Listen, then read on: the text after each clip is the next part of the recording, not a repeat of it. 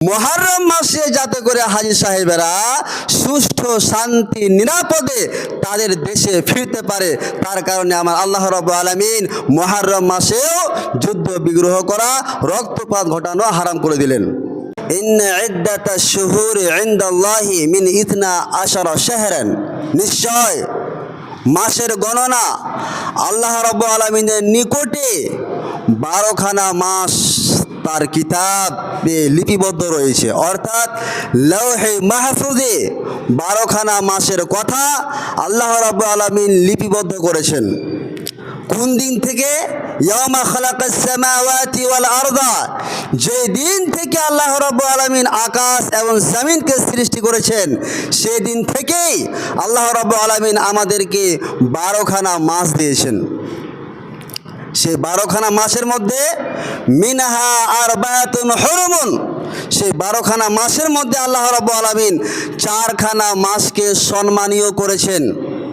আল্লাহ রাব্বুল আলামিন বলছেন জালিকা দীনুল কাইয়িম, এটাই হচ্ছে চূড়ান্ত ধর্ম, এটাই হচ্ছে সিদ্ধান্ত ধর্ম। অতএব তোমরা কি করবে? ফালা তাজলিমু ফিহিন্না আনফুসাকুম, তোমাদের উপরে আমি আল্লাহ রাব্বুল আলামিন যে 4খানা মাসকে হারাম করে দিলাম, এই 4খানা মাসে যুদ্ধ বিগ্রহ করা, রক্তপাত করা, যাবতীয় গুনার কাজ থেকে নিজেকে বাঁচিয়ে রাখা, তোমরা সদা সর্বদা চেষ্টা করবে যে ফালা তাজলিমু ফিহিন্না আনফুসাকুম, তোমরা তোমাদের আত্মার প্রতি কেউ জুলুম করবে না, অত্যাচার করবে না। তাহলে আমরা স্পষ্ট বুঝতে পারলাম যে আল্লাহ রাব্বুল আলামিন আমাদের 12খানা মাস দিয়েছেন। সে মাসগুলো কি?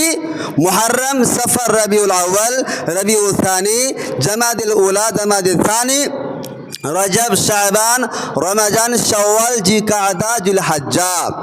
এবং আমরা বর্তমানে যে মাসটিতে পদার্পণ করে রয়েছি, আলহামদুলিল্লাহ, মুহররম মাসের অর্থাৎ আরবি মাসের প্রথম মাস, যার নাম হচ্ছে মুহররম, সেই মাসে আমরা আজকে 5 তারিখে পদার্পণ করে আছি।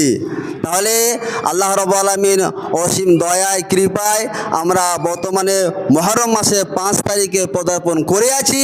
এবং আল্লাহ রাব্বুল আলামিন এই 12খানা মাস দেওয়ার পরে 4খানা মাসকে নিষিদ্ধ করে দিলেন, অর্থাৎ 4খানা মাসে যুদ্ধ বিগ্রহ করা, রক্তপাত করা এবং মারামারি করা, বেশি বেশি পাপের কাজ করা, অর্থাৎ পাপের কাজগুলো করা, এগুলো থেকে আল্লাহ রাব্বুল আলামিন এই 4খানা মাসকে সম্মানিত করলেন। চলে আসি সেই 4খানা মাস কি, সেই সম্পর্কে নবী সাল্লাল্লাহু আলাইহি ওয়াসাল্লামের হাদিস, আস-সানাতু 12 শাহরান, আল্লাহ রাব্বুল আলামিন যে 12খানা মাস দিয়েছেন, তার মধ্যে মিনহা আরবাতুন হুরুমুন, সেই 12খানা মাসের মধ্যে 4খানা মাসের আল্লাহ রাব্বুল আলামিন সম্মান বৃদ্ধি করেছেন।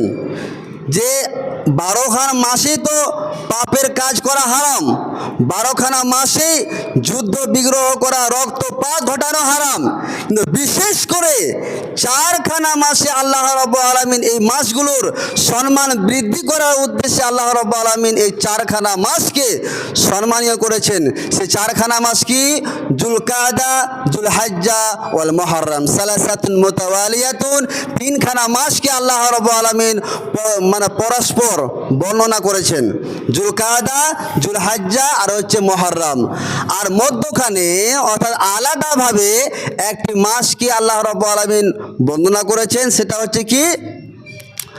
রজব মুজারল্লাজি বাইনা জুমাদা ওয়া শাবান, জুমাদা সানিয়া এবং শাবান মাসের মধ্যখানে রজব মাসকে আল্লাহ রাব্বুল আলামিন আলাদাভাবে বর্ণনা করেছেন। এবার চলে আসি আমরা, একটা প্রশ্ন হতে পারে, আল্লাহ রাব্বুল আলামিন কেন 3খানা মাসকে আমাদের উপরে পরস্পর বর্ণনা করেছেন?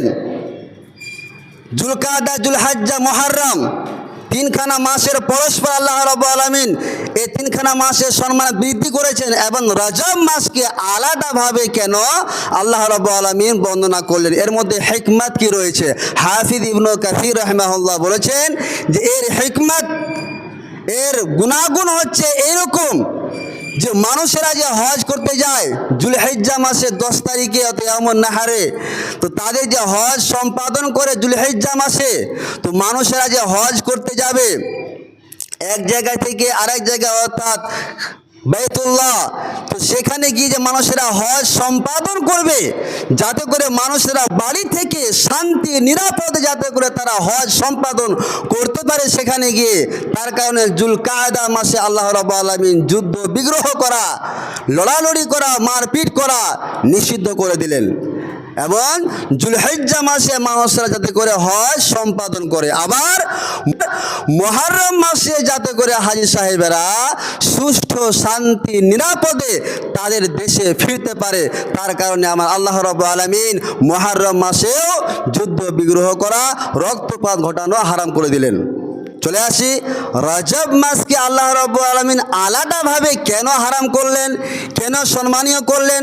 তার কারণ হচ্ছে মানুষ একটা ইচ্ছা হতে পারে মানুষের যে আমি তো হজ করে আসলাম, বা আমি তো হজ করতে পারিনি, তাহলে আমি ওমরা করতে যাব বা কাবা ঘরে জিয়ারত করতে যাব।